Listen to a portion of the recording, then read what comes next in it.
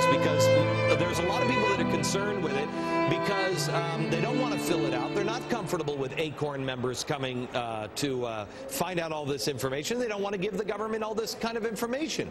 It's up to a $5,000 fine. It's never, ever been enforced before. No one has ever received that fine. What are the odds that they are going to impose that? Well, I don't know what the odds are, but I've made it very public what my position is. And I think there is a point when you say enough is enough to government intrusion. And you had mentioned this earlier, 28 pages. I have the survey right here, Glenn. This is the 28-page survey. This is the short form that every American will get next year. Does the federal government really need to know our phone numbers? Do they really need to know, like you said, the date and time that we leave, mental stability? You know the one question that's not on this survey, Glenn? Are you a U.S. citizen? This would be your perfect opportunity to find out how many illegal aliens are in the United States. Guess what? That's the one question they don't ask on this, your resident status. Can they, because I've considered not filling it out when I get it, but I want to make sure that they don't use this as a loophole to, you know, say that I can no longer have a permit for my gun, et cetera, et cetera. Are there any other ramifications that you know of besides just the $100,000 to $5,000 fine? Let me give you two ramifications, Glenn. The U.S. Census Department told my office that if you fail to fill out this form, you'll receive approximately 6 contacts for them, either through phone calls or they will knock on your door. Okay. If you still do not give them the information, they said they'll contact your neighbor to the left of you, to the right of you to get information. All right. Here's the other thing that will happen.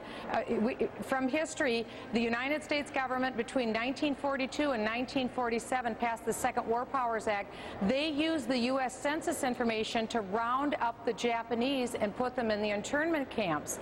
Okay. Americans were told that they wouldn't have their information used against them. They did. Okay. Thank you very much, Congresswoman. We appreciate it. Make sure you call your congressman tonight or tomorrow.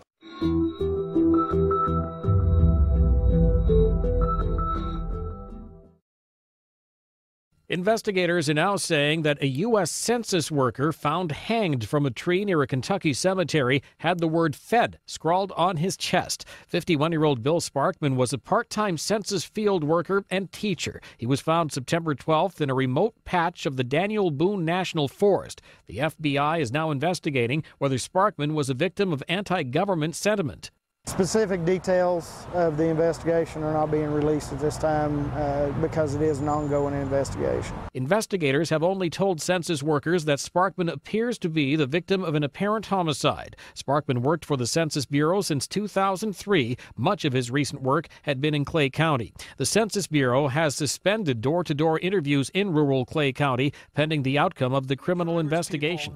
Mike Gracia, the Associated Press. That anti-American crowd you describe. How many congresspeople you serve with? I mean, there's 435 members of Congress. How many are anti-American in the Congress right now that you serve with? You'd have to ask them, Chris. I'm focusing on Barack Obama and the people that he's been associated with. But do you suspect that a lot of people you serve with? Their anti-American nature. Well, he's a United States Senator from Illinois.